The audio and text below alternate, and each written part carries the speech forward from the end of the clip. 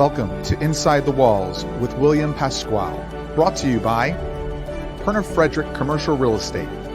Welcome to a new level of commercial real estate built upon relationships and proven results.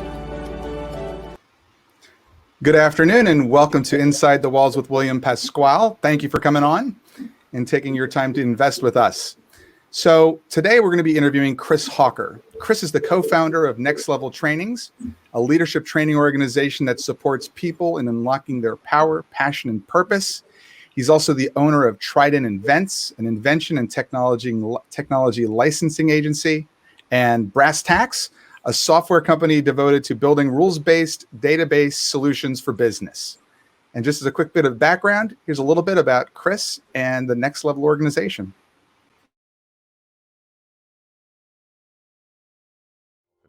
It's a dream come true. It's so exciting because over and over, what we see is creating incredible results for the people who do the training. Like people are losing weight, people are healing families, people are making big moves where they find the courage and the empowerment to make the big moves, like leaving a job to start their own business, leaving a relationship that's toxic and not working, or creating a relationship, creating a committed relationship where they haven't had one before. So over and over, similar results, same results that I got and the people around me got, and then now our students are getting. The mission of Next Level is to unlock people's power, passion, and purpose. The best gift you can give to the people around you is to become the best version of yourself, because the best version of yourself is also going to be the one that's creating the biggest results, has the most ability to empower and support the people around them, who's also inclined to support the people around them. Because when you see yourself as a leader, you take responsibility for the people. That's what part of what leadership is taking responsibility for the people around you, the world around you, the world at large. I would definitely call participation in Next Level a win-win opportunity. No one's losing when you go through this work. And that's our vision, honestly. Number one vision for Next Level, to create a win-win world, to do everything in our power to create win-wins and also support people in seeing the possibility of win-win in every situation in their lives.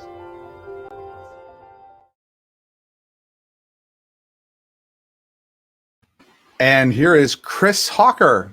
Good afternoon, Chris. Hello. Hey, how are you? Here. Thank you. I'm great. Awesome. Thank you. Tell us again a little bit about the programs at Next Level Trainings, how you've created them, and really what they represent. Also, you created these new online programs, in essence, from scratch out of nothing in the middle of a pandemic. Tell us a little bit about what it's like and the win-win that you actually really created for the organization and for all the students that are participating.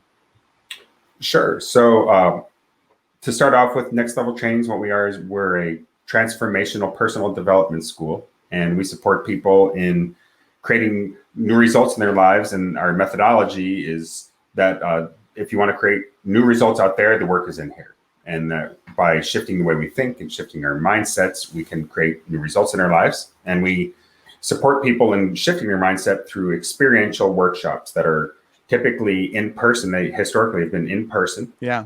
Multi-day events with 50 to 200 people coming together to go through experiential exercises, interactions with one-on-one, small group, large group. We play games. You play a game. After you play the game, you look at how you played the game and see how that is a mirror for your life. And then you can create shifts that change your experience of your life. It's really powerful work. People have massive experience in it, and it's very powerful and fun and interesting and fascinating.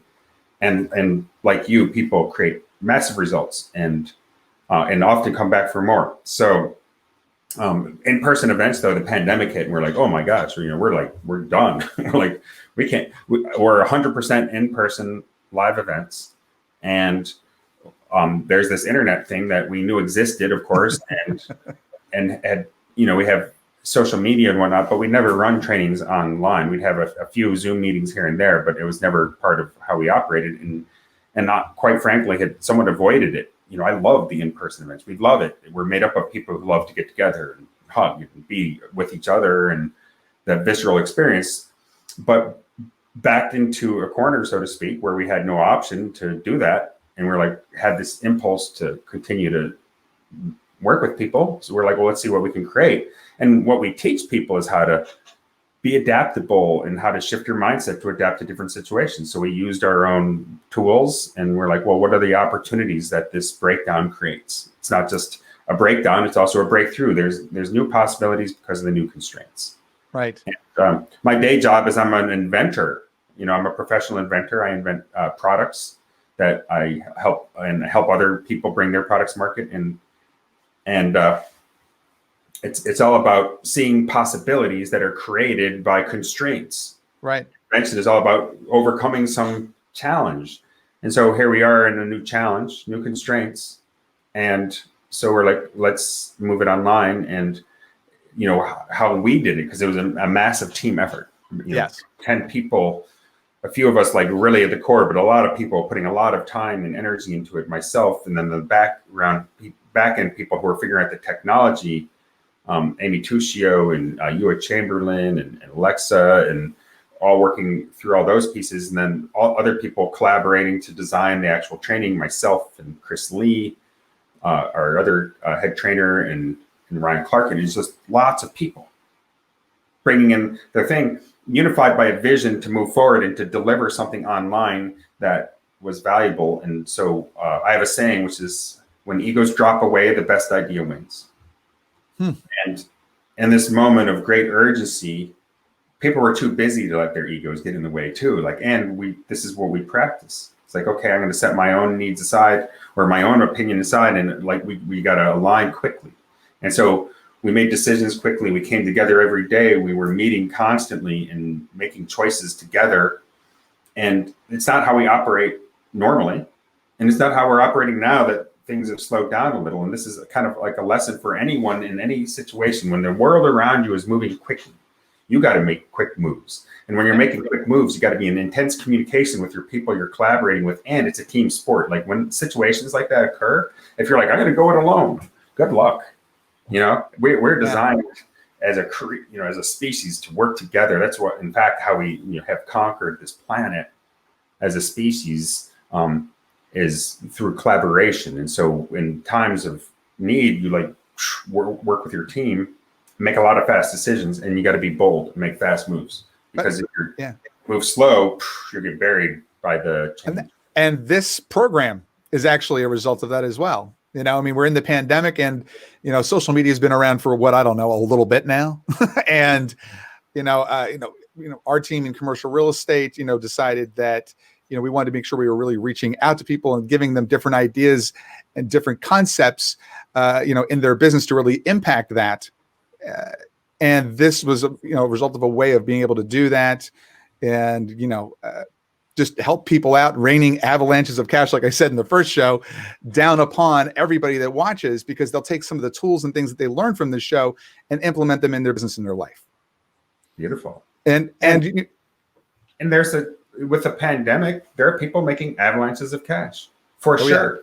Oh yeah. Like it might be you might look at a situation like this and think that the amateur mind might be like, oh wow, this means everyone's going to be suffering. But of course, there are some people, while other people are suffering, are coming out on top. And that's not just because, again, someone might be tempted to think, well, they're coming out on top because they're taking advantage of people.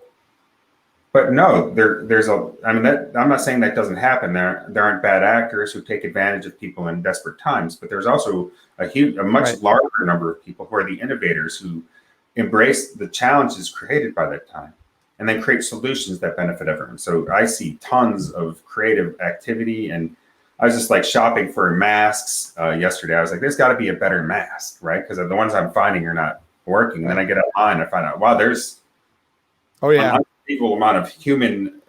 My daughter's making masks and selling them.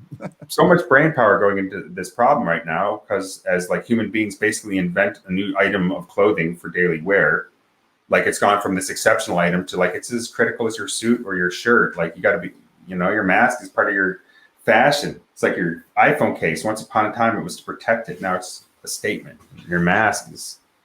Well, here's another question about a win-win that I was doing some research on before this interview, and one of the things that you have in your invention business in one of your companies, Brass Tacks, you have a software solution that really helps people, people and organizations and businesses during this pandemic, which I didn't know about you until I was looking at it. And I just thought, wow, that is really amazing. Can you talk a little bit about it? It's like a little bit for contact tracing and managing that process. Can you talk a little bit about it? Sure. You're talking about a product called Ohm Systems, which actually has now become its own spinoff, ohmsystem.io. And Ohm is OM, short for outbreak management. And Brass Tacks is one of the companies you mentioned that I helped start. Brass Tacks makes database solutions. I got into it kind of by accident, but we make very cool software solutions to help people run their businesses more efficiently. And we had finished a piece of software right before the pandemic that was to support salespeople, networkers, in tracking the relationships around VIPs. We call it Center of Influence app, COI for short. And so COI allowed you to track all these relationships. Well, when the pandemic hit, we had just finished it. And so we never, the meeting to present it to our client got canceled or delayed, postponed for, turned out, 5 months. In the meantime, I'm seeing some news conference with talking about contact tracing. And I realized this thing that we just finished was actually could very easily be adapted to support people in tracking who they've been in touch with and tracking those relationships. So it's a contact tracing tool in the sense of communication tool, not in the sense of tracking people's locations with GPS. So when people talk about contact tracing, a lot of times people think of that, like proximity detection or GPS location stuff. This is really a communication tool that allows you to identify and then communicate with people who may have been exposed. And the purpose of it is actually for companies who are working to bring people safely back to work. So outbreak management system, Ohm System, is a tool that helps employers look at the health of their overall population and see at-risk populations using a visualization tool called the bird's eye view. So it's a cool thing that only was possible because of the pandemic, and it was an adaptation based on something else that was created for a different purpose. So this is part of the whole methodology of Next Level, and the trainings that we shifted to create are actually about this skill, which is the ability to shift. And it's an embodiment of that, where new possibilities occur every time there's a new constraint introduced. And if you take the time to look at what are the new possibilities, instead of focusing your energy on what are the things that I've lost. Most of us, when things are upset, we're like, oh, I can't do this anymore. I can't do that anymore. I've lost this, I've lost that, I've lost my job, I've lost my money, I've lost this. And those things may be true and may create challenging circumstances, and get that and have compassion for that. And there's many people in that situation. Some of the people in that situation, though, will rise up and create magic out of it, and some of them will be crushed by it. And the ones who rise up through that, regardless of the circumstance, are the ones who are going to have that mindset shift of like, there's an opportunity here. I'm not sure what it is. Right. And they keep their eyes open and they start, I've identified multiple myself in new inventions that are related to it, as well as seeing other people like you creating this thing. So regardless of your industry, real estate as well. I have a good friend of mine, one of my coaching clients actually, who lives in Charleston, and he has had the unbelievable opportunities because of moves that other people are making because of COVID that have transformed his career. So real estate. Yeah, but so you had a unique experience of your own there with your own landlord, if I remember correctly. Speaking of a win-win, you had, I think you were talking about just like a lot of organizations that are out there right now, they had to shift their business model. They had to shift a lot of things around. You have I think 10,000 square feet out in Columbus, Ohio, where you are. And it's like, now that you don't have people coming into your space, what can be done? And you have a good, close relationship with your landlord, if I have it correct, right?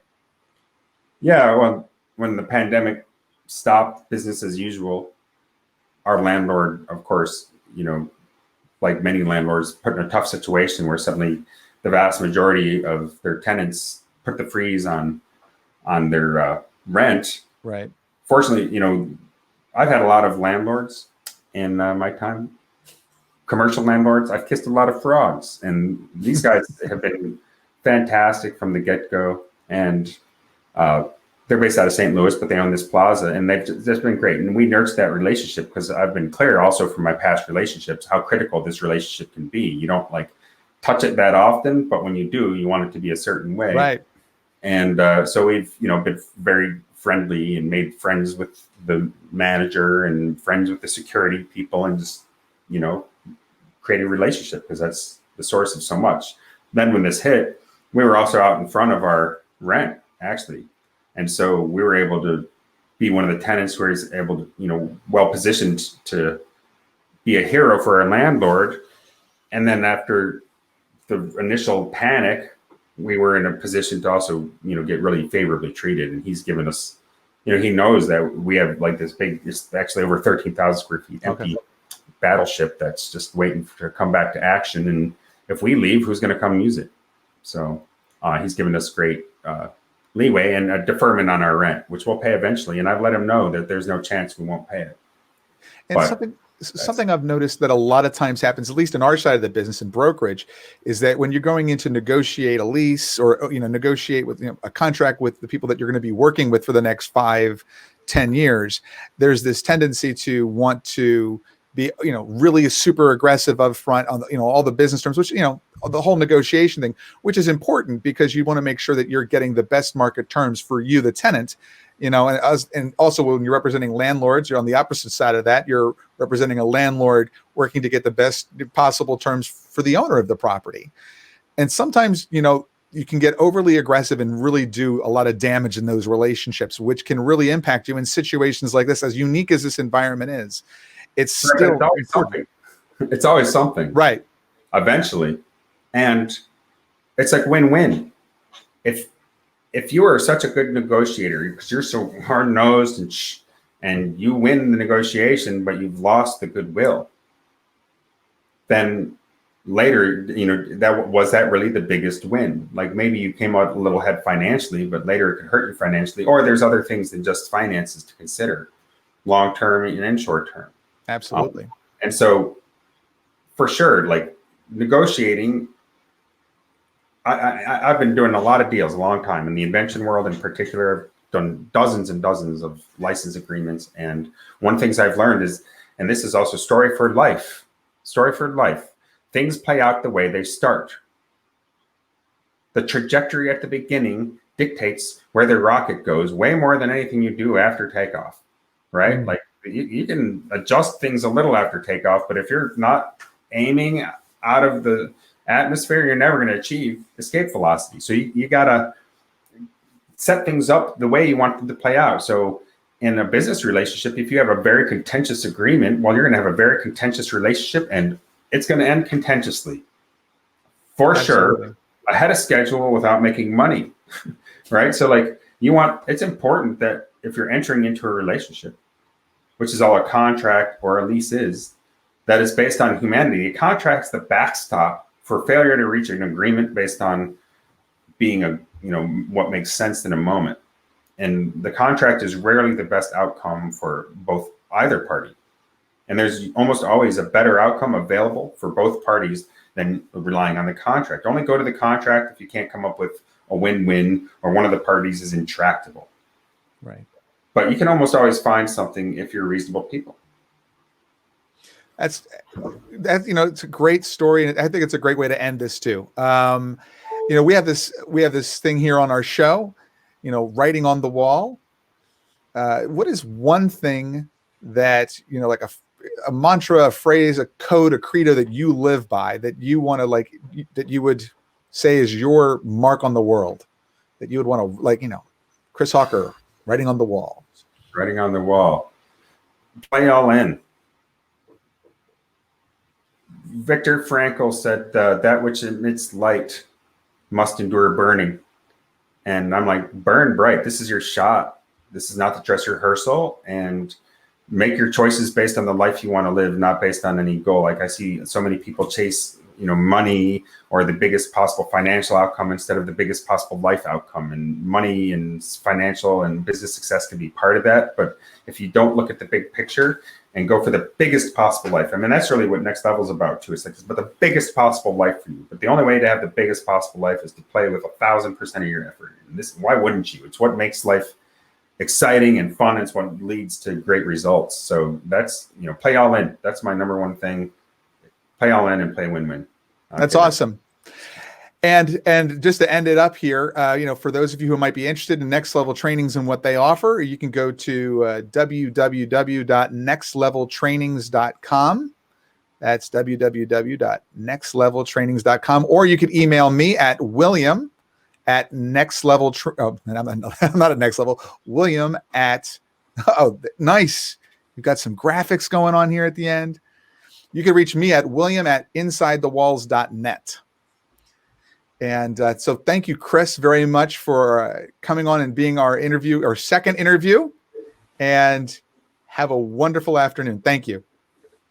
Thank you. Have a great day. Thanks. Bye, everyone.